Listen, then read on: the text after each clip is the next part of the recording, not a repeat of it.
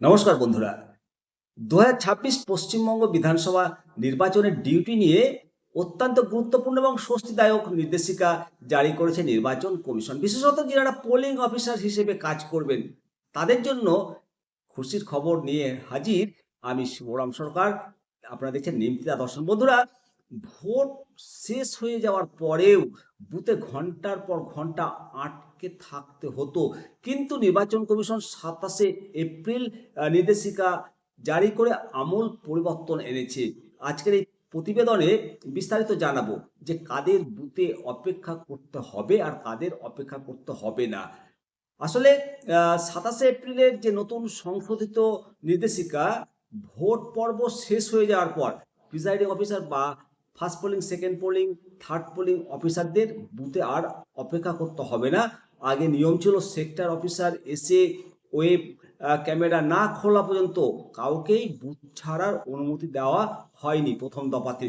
কিন্তু এখন polling party যারা রয়েছেন, ভোট শেষ হয়ে যাওয়ার পর দ্রুত আপনারা বুথ ত্যাগ করে রিসিভিং সেন্টারে মালপত্র জমা দিয়ে বাড়ি চলে যেতে পারবেন। বন্ধুরা, রিটার্নিং অফিসার স্পষ্ট নির্দেশিকা দিয়ে জানিয়েছে যে পোলিং অফিসাররা দ্রুত নিরাপত্তা বিধি মেনে রিসিভিং সেন্টারে যেন তারা রিপোর্ট করেন। ওয়েব কাস্টিং ক্যামেরা তাহলে কে পাহারা দেবেন? প্রশ্ন হলো যে পোলিং পার্টি যদি চলে যায় বুথ ছেড়ে, তাহলে ক্যামেরাগুলো কে খুলবে আর পাহারায় বা কে দেবে?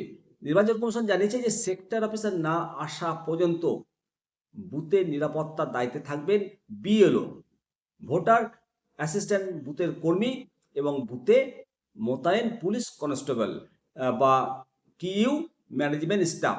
সেক্টর অফিসার এসে ক্যামেরা এবং রেকর্ডিং ডেটা সংগ্রহ না করা পর্যন্ত এই সমস্ত কর্মীদের বুথে অবস্থান করতে হবে। অবশ্যই কর্মীদের এই সিদ্ধান্ত ভোট কর্মীদের একটা বড় জয় হিসেবে এটাকে মনে করা হচ্ছে। তবে অবশ্যই বন্ধুরা, যিনারা বিওলো রয়েছেন আপনাদের জন্য পরামর্শ রইল যে ক্যামেরা খোলার আগে কোনোভাবেই বুথ ত্যাগ করা যাবে না এবং সেক্টর অফিসারের সঙ্গে অবশ্যই আপনারা যোগাযোগ রাখুন যতক্ষণ না ক্যামেরা খোলা হচ্ছে। অবশ্যই কমেন্ট সেকশনে কমেন্ট করবেন। চলুন সবাই মিলে বলি জয় হিন্দ, বন্দে মাতারাম, ভারত মাতা।